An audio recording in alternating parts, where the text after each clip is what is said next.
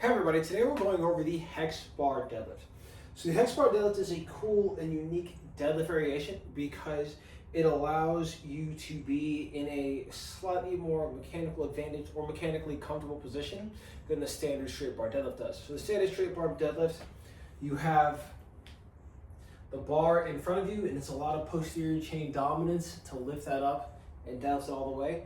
Now for the Hexbar, you're a lot taller. So if I was doing a straight bar deadlift, I'm probably gonna be here. My chest isn't as high, and I have a higher risk of loading my low back if I don't know how to hinge properly. So the cool thing about the hex bar is you're a lot less likely to load your low back. And if you're someone who've had a low back injury, like a surgery or something like that, the hex bar is actually a great way to load and get strong without having those compressive forces on the low back. So mechanically speaking, there's a couple things that hold true in hex bar deadlift that also hold true in like a straight bar. Hex bar deadlift, your shoulders are going to be taller than your hips. So in reference point, shoulders higher than the hip here. You're going to be tall. You're not going to be here leaning forward. You're not going to be too upright right here. About right here is where I want you. You want to make sure your hands are even on both sides. You get real tight, take a real big deep breath, tighten the back, and you stand. And come back down. As far as like the knee angle, then it's okay if your knee ends up over the toe while performing this exercise. It is not a vertical shin movement. Once again, hex bar deadlift is a lot more efficient for growing and strengthening your quads than like a standard or straight bar deadlift is. So I'll show you guys from another angle. All right. So setup wise, the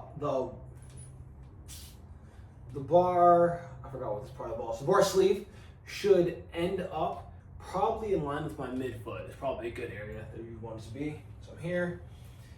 Once again, this is a poor place to deadlift from.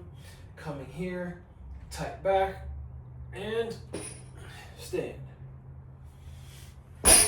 Okay, that's pretty much the hex bar does. I'm gonna show you another variation of the exercise real quick that might be beneficial for people who are wanting better carryover to your straight bar, or you're going to essentially travel through a bigger range of motion. So we flip the hex bar upside down. Here, doing this means I have to squat a lot deeper to get in that same position that I was in for my hex bar.